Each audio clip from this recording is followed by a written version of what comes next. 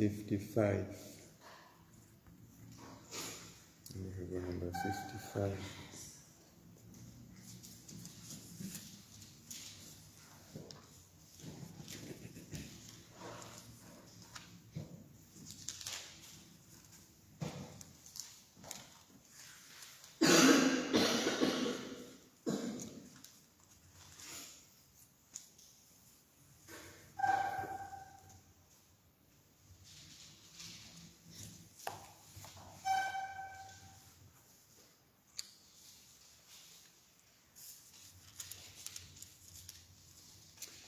Hawu Nkulunkulu, beka indlebe ulalele umthandazo wami, ungakufulatheli kunxusa kwami. Mina-ke ungiphendule, imicabango yami iyangihlupha, sengidzimate ngakhatsateka ngenxa yekuva tinsongo tetitsa nengcindzetelo yalababi, ngobe bangiletsele kukhatsateka, tingiletsele kuhlupheka lokunyenti, tiyangithukutselela, tingibambele emagcubu. Inhlitiyo yami iyathuthumela ngekhatsi kwami, ngiseluvalweni lwekufa, ngiphethwe kwesaba nekuthuthumela, neluvalo selungicedze emandla. Ngase ngitsi kube manengi netimpiko njengelituba, ngabe ngindizela khashane ngiyewuhlala ekuphumuleni. Yebo, bengitawubaleka ngiye khashane ngiyewuhlala ehlane. Ngabe ngiphuthuma endzaweni yami yekuphepha, ngibe khashane nemoya nesivunguvungu. Hawu Simakadze, chitha lusongo lwabo, uphambanise inkulumo yabo, ngobe ngibona umbango nekuphikisana kuleli dolobha. Leli dolobha kulitungeleta imini nebusuku, kuhambahambe etikwetindonga talo, bubi nelusizi kubusa ekhatsi kwalo. Umonakalo ungekhatsi kwalo, ingcindzetelo nebucili akusuki enkundleni yalo. Akusiso sitsa sami lesingigalajelako, ngobe kube bekungiso bengingasibeketelela. Akusiye longitondzako longibangisako, ngobe kube bekunguye bengidambhacela. Kodwa nguwe ndzanga yethu, lesishuca nawe nalongumngani wami. Sasihlalisana kamnanzi nawe, sasihamba nawe nesicumbi, nasiya endlini yaNkulunkulu. Titsa tami atitunywe kufa, tiye endzaweni yalabafile tisaphila, ngobe bubi busemakhaya nasetinhlitiyweni tabo. Kodwa mina ngikhala kuNkulunkulu, Simakadze uyawungisinzisa. Kusihlwa nasekuseni nasemini ngiyatikhalela ngibubule kuye, bese uyaliva livi lami. Uyawungihlenga anginike kuthula, angivikele kulembi lengibhekene nayo, nome babanyenti labalwa nami. Nkulunkulu utangiva, angiphinzisele kubo, yena lokhona phakadze. Labantu abaphendvuki, abamesabi ngisho naNkulunkulu. Lowo mngani nzini sewucabana nebangani bakhe, wephula sivumelwano sakhe. Inkulumo yakhe ishelelisa kwelibhotela, noko inhlitiyo yakhe ifukamele impi. Emavi akhe atsambe kwenca emafutsa, noko atinkemba letilindzele kugwaza. Lahlela imithwalo yakho kuSimakadze, yena uyawukusimisa. Angeke avume phakadze naphakadze kutsi lolungile wakhe atanyaniswe. Wena Simakadze nguwe uyawubajikijela phansi emgodzini wekufa. Bantfu bengati nenkohliso bangeke baphile ngisho nengxenye yempilo yabo, kodwa mina ngiyakwethembela kuwe. Akudunyiswe uyise nendodana nemoya oyingcwele, njengoba bekunjalo ekuqaleni senjalo nanyalo ngiyawuba njalo kude kube nini nanini. Amen.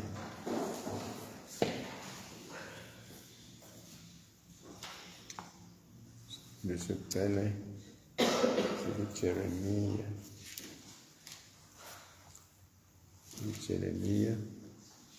ehluko 17 verse 5 to 10 bese kuba 14 kuya 17, verse 5 kuya 10 bese kuba 14 kuya 17. Naku lokusho nguSimakadze uthi, ucalekisiwe umuntu lowethembela kumuntu, umuntu lowencike emandleni alomunye umuntu, nalo inhlitiyo yakhe imfulathela Simakadze. Uyawufanana nesihlahla eveli lelingenalutho, angeke ayibone impumelelo nayitako. Uyawulibala kuhlala emacwatseni etindzawo tasehlane eveni lelimunyu, lapho kukhala libhungane khona. Kodwa ubusisiwe umuntu lowethembela kuSimakadze, lo themba lakhe linguSimakadze. Uyawufanana nesihlahla lesihlanyelwe ngasemfuleni wemanti, lesenabisela timphandze taso ngasemfuleni. Asesabi nakuta kushisa, emacembe aso ahlala aluhlata. Asihlupheki nangemnyaka wesomiso, asihlali singatseli titselo. Inhlitiyo iyayengana ngetulu kwato tonke tintfo, futsi yonakele ngalo kwengcile. Ngubani nje longayiconza? Mine Simakadze ngiyiphenya inhlitiyo, ngihlolisise nengcondvo, kuze ngimvuze umuntu njengekwekutiphatsa kwakhe nanjengekwemisebenti yakhe. Awu Simakadze, ngelaphe ngitawuphila, ngephule ngitawusindziswa, ngobe nguwe lengimdumisako. Balibala kungibuta batsi, liphi livi laSimakadze? Aligcwaliseke ke nyalo. Angikakubalekeli kuba ngumelusi wakho. Uyati kutsi angikalilangateleli lilanga lekuphelelwa litsemba. Loko kwendlula etindzebeni temlomo wami, kusebaleni emehlweni akho. Ungabi silwane kimi, ngobe usiphephelo sami ngelilanga lesehlakalo. Bahluphi bami abatseleke ngelihlazo, kodwa mine ungikhweshise ehlazweni. Abesatshiswe bona, kodwa mine ngingesatshiswa. Yehlisela etikwabo lilanga lenhlekelele, babhubhise ngembubhiso lephindwe kabili. Phela lapho sifundo sesibili sekucala. Amen. Sifundo sesibili baseFilipi sahluko 4 verse 1 kuya 13. BeFilipi sahluko 4 verse 1 kuya 13.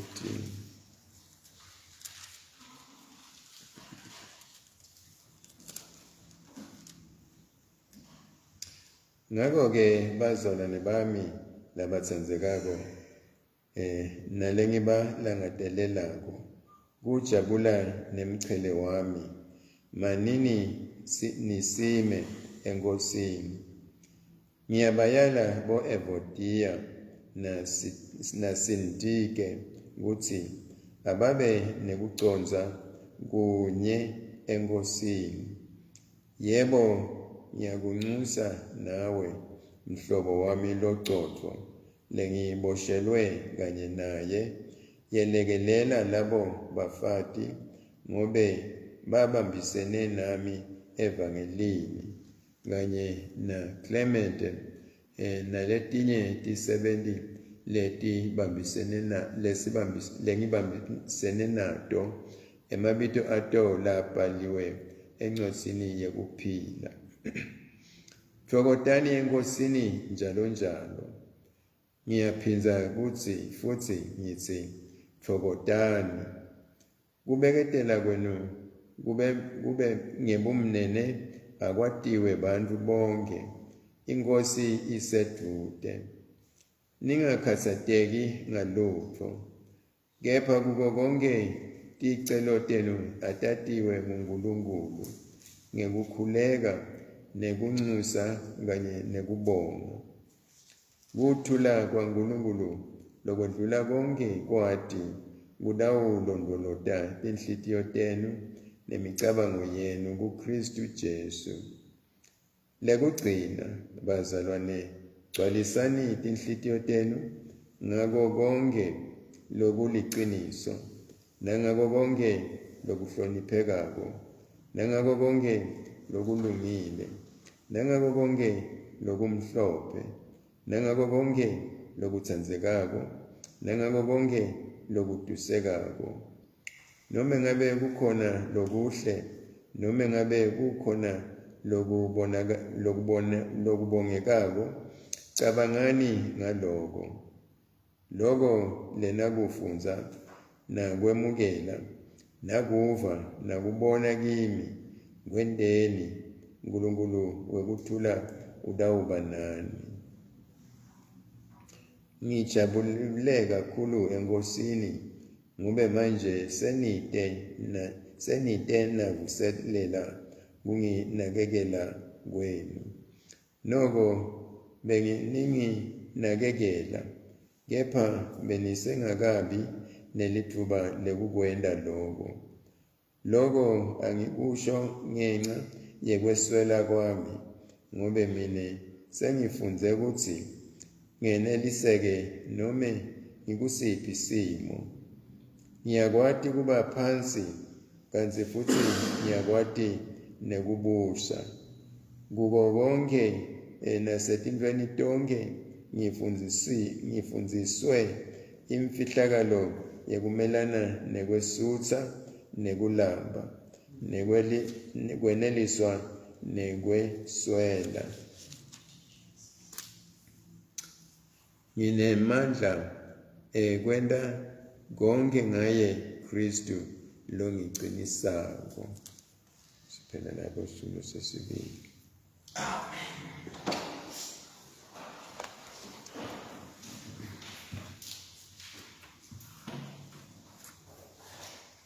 Segundo el coro apostoli.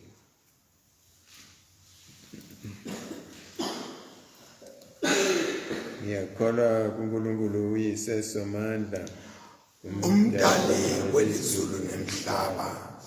Ngiyakholwa kuJesu Kristu, indodana yakhe leyodwa iNkosi yethu, weda ngamoya longcwele, wadalwa yintombi Mariya, wahlushwa kubusa Pontius Pilato, wabethelwa esiphambanweni, wafa wangcwatshwa, wehlela kulabafile, ngelilanga lesithathu wabuye wavuka, wenyukela ezulwini, lapho ahleli khona emasekunene seyise. Utawubuya njengokuhlela labaphila khona labafile. Ngiyakholwa kumoya longcwele, nasebandleni lelingcwele Katolika, nasenhlanganweni yalabangcwele, ngumtsetselelwa kutono, ukuvuka komzimba nekuphila kwanini nanini. Amen.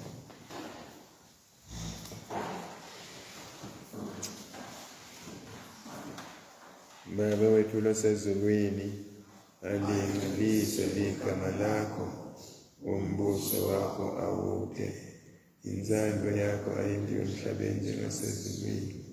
Siphe namuhla ukudla kwethu kwamalanga onke, sithethelele iy'ntolo zethu njengoba nathi sibathethelela labasonayo. Ungasingenisi ekwentini, usisindise kulokubi, ngoba umbuso ngewakho, emandla nebukhosi kude kube nini nanini. Amen.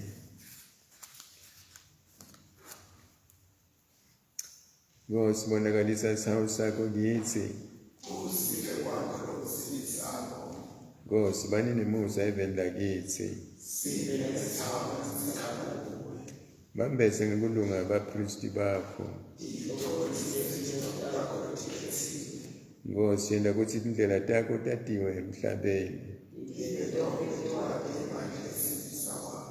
Baphe abantu bakho sibusiso sokuthula.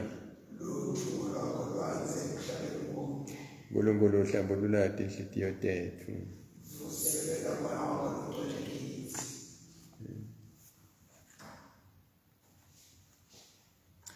True and humble King, hailed by the crowd as Messiah, grant us the faith to know you and love you, that we may be found beside you on the way of the cross, which is the path of glory, for you live and reign in the unity of the Holy Trinity, one God in glory everlasting. Amen. Amen. Eternal Father, your Son, our Savior, Jesus Christ, fulfilled your will by taking our nature and giving his life for us. Help us to follow the example of his humility by walking in the way of the cross through the same Jesus Christ our Lord, who lives and reigns with you and the Holy Spirit, one God, now and forever. Amen. Amen.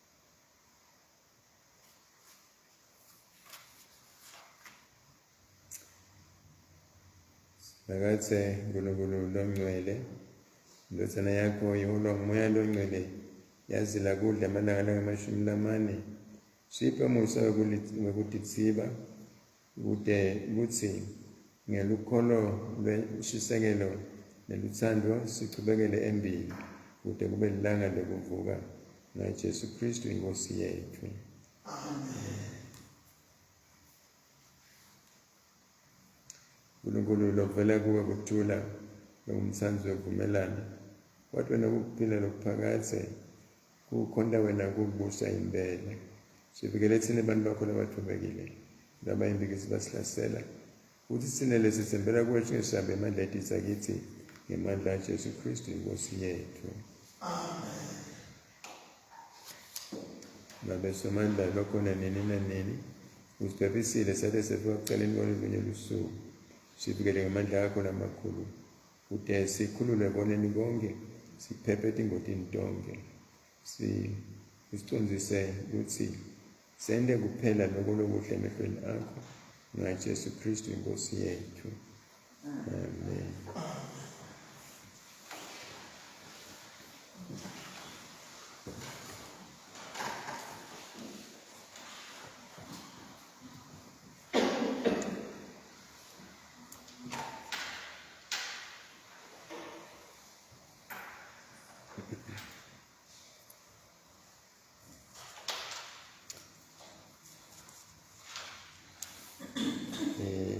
la Jeremiya. Cala ngokuthi ucalekisiwe umuntu lo wethembela kulomunye umuntu lo ncike emandleni alomunye umuntu, nalo nhliziyo yakhe imfulathela simakathe. Kodwa ubusisiwe umuntu lo wethembela kusimakathe, lo themba lakhe lingusimakathe. Wenda lowo mehluko lowo ebantwini labakhona, labanye bathemba labanye abantu. Kufanana empeleni lokuthemba lamunye umuntu ngendlela ekubekwe ngayo la, kufanana nekudelela isithixo, ushiya uNkulunkulu wena isithixo ngetinto letisemhlabeni letingesuka question noma eningi. Usho njalo lapha uthi ucalekisiwe kumuntu lo njalo, kodwa umuntu lo sidinzile nalo simile umuntu lo lisemba lakhe likuNkulunkulu. Ngoba lowo muntu uthi la uyawufanana nesihlahla lesihlanyelwe ngasemfuleni wemali, letimpande taso tenabela tibheke emandini, tibheke lapho emfuleni lapho tiniseleka khona, tihlaleke tinemali njengoba tiwadzinga emali kude tikhule tigcine. Uthi lapha umuntu lo njalo akesabi leso sihlahla, asesabi nekushisa, namacembe asohlala aluhlata, asihlupheki nangeminyaka wosomiso, asihlali singatheli titselo taso. Bantu-ke bazalwane laba themba labo lihlala lisenkosini likuNkulunkulu banjengalesihlahla leso. Abahlupheki noma babona imoya tiwishiwishi, abahlupheki, abesabi lutho ngoba bayati ukuthi batindile. Noma ngabe kunesomiso noma ngabe kunendlala eveni, bona bayati ukuthi batakuthola kudla, abangeke balambe, njengalokhu usho lapha umbhalo. Uthi kodwa-ke intweni letinye sikhanza ukuthi inhlitiyo iyayengana, inhlitiyo iyayengana, njengoba sisho sathi ukuthi umuntu usibonakala ekucaleni, inhlitiyo inkinga lalapho ikhona khona. Inhlitiyo iyayengana ngetundu kwato tonke tinto, futhi yonakele ngaloko engcile. Ubani nje longayiconsi njalo la inhlitiyo kufuna usihlale noma isikontrola, kufuna sitame kuyikontrola ngaso sonke isikhathi, tame ukuthi siyicinzetele ingasendisi loko lekuthandayo sonke isikhathi. Lokunye siyiphikisa lalapho ufuna ukusibhekisa khona, side sihambe ngendlela lengiyo. Njengoba inhlitiyo iyayengana ngetundu kwato tonke tinto letikhona. Uthi mina simakathe ngiyiphenya inhlitiyo lalapho uNkulunkulu akufuna khona, ngihlolisise nengcondo ukuthi ingcondo iyavumelana nale nhliziyo noma kuyaphikisana, noma ingcondo ikhuluma lokungiko, ivimbele inhlitiyo ekwendeni inhlitiyo nawe lekufunako. Ukucabanga inhlitiyo iyahamba nje, lokunye ayinaki, ayicabanga nokucabanga. Nalokhu sesitheni ukwazi ukuthi sicabanga ngenhlitiyo, inhlitiyo yami ngitshela ukuthi inhlitiyo yami iyacabanga, kanti phela sicabanga ngengcondo. Qhubeka ngikuthi lapha Jeremiya uqhubeka ngokuthi kacelela usizo kuNkulunkulu. Awu simakathe ngelaphe ngidawuphila, ngephule ngidawusinziswa, ngobe nguwe lengimdumisako. Lapha libala kungibuta ukuthi liphi livi lasimakathe aligcwaliseke njalo. Njengoba sicela usizo Jeremiya, ucela ukuthi ake lashwe lalapho mhlambe anebuhlungu khona, lalapho amfishane khona, lalapho into tingamhambeli kahle khona, uNkulunkulu akaphakamise isandla sakhe ticonze elapheke, noma kusemtimbeni, noma kusekwendeni, noma kusacabangeni, tonke lezi zinto leti bonakala mhlambe tiyiphikisa. Ucela ukuthi uNkulunkulu amelaphe, amsinzise, amconzise, akuphelise konke lokho.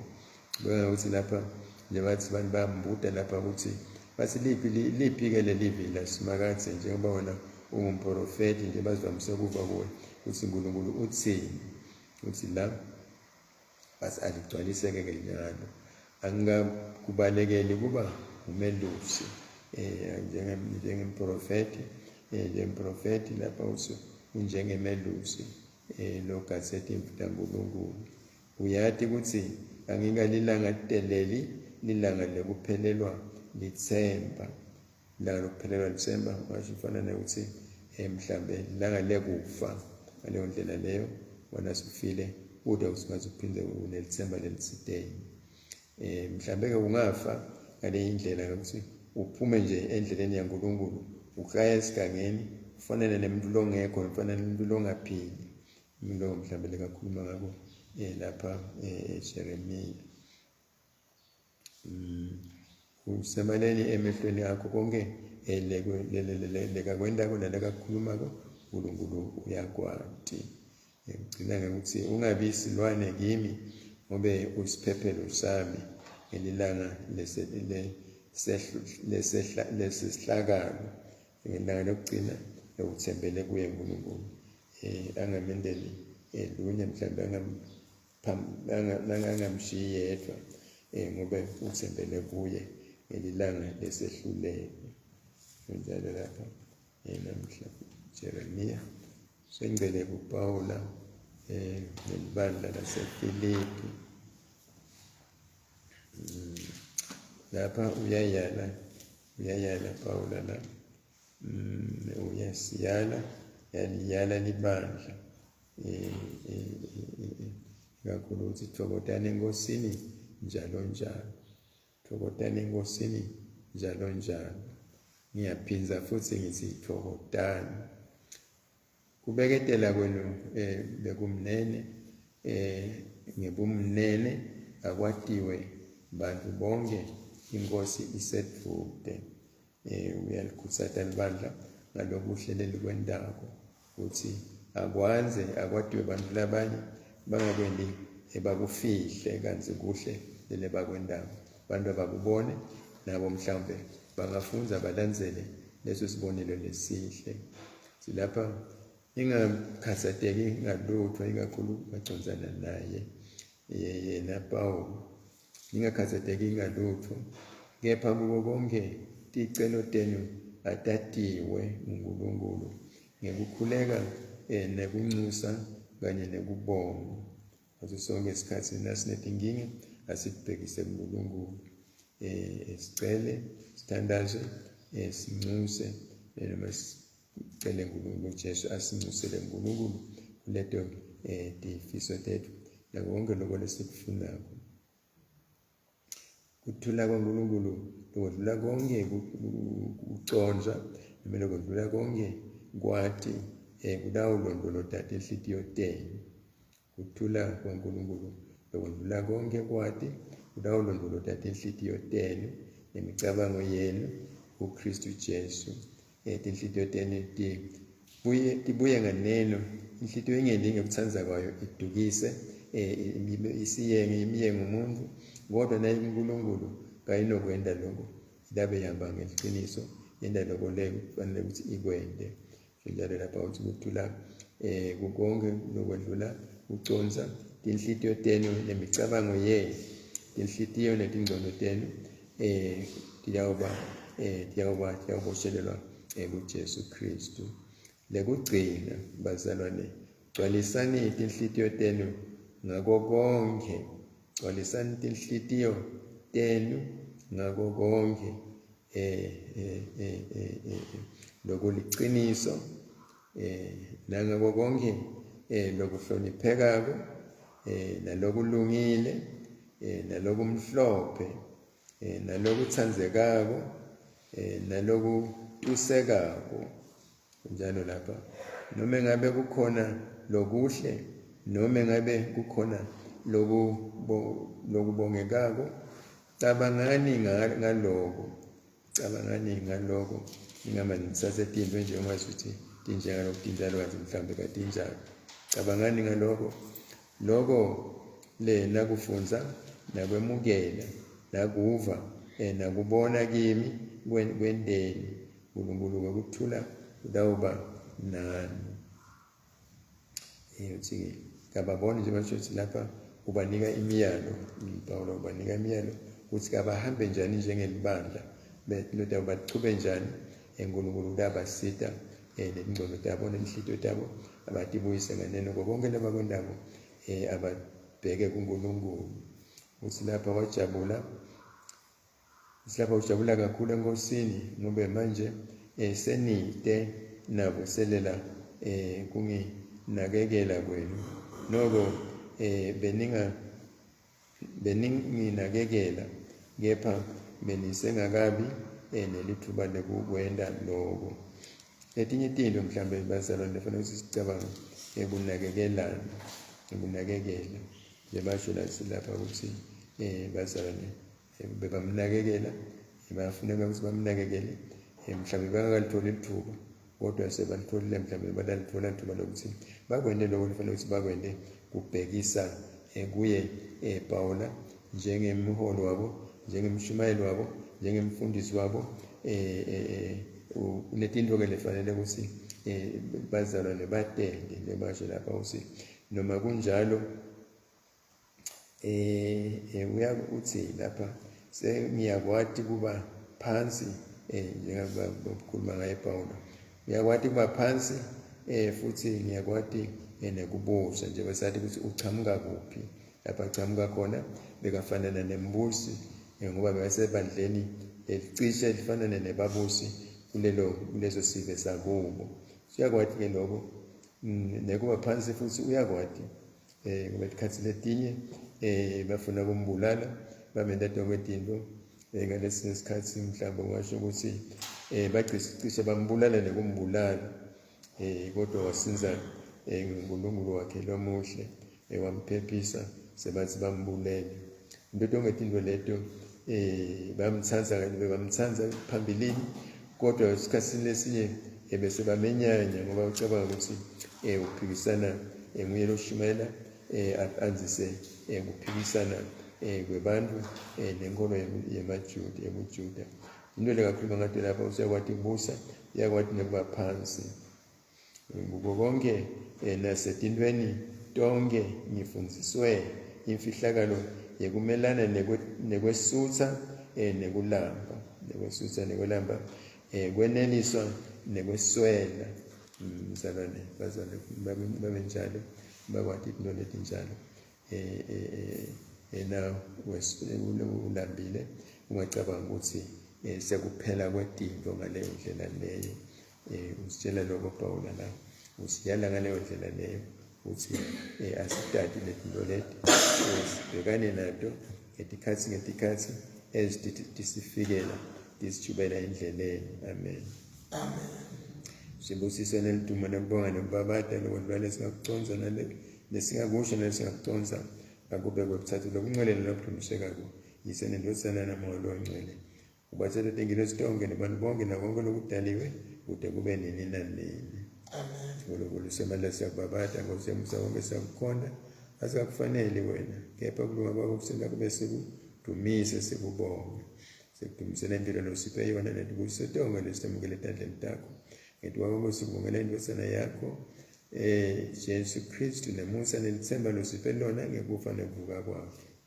Siyakucela baba wethu bawusele singakhohlwa umusa wakho kithi yenda ukuthi sibonakalise kubonga kwethu singabongi emavi nje kodwa nangempilo yethu nyalo nanini. Amen. Baba losezwe indosana kwethembisile kusinasithandaze igama layo lawusiva yemukele imithandazo yethu usiphe lokho lokusifanele silade iqiniso lakho selapha emhlabeni nekuphelela kokuphila lokuphakathe empilweni letako ngaJesu Kristu inkosi yethu. Amen. Siyabonga bandla ngokululamusa.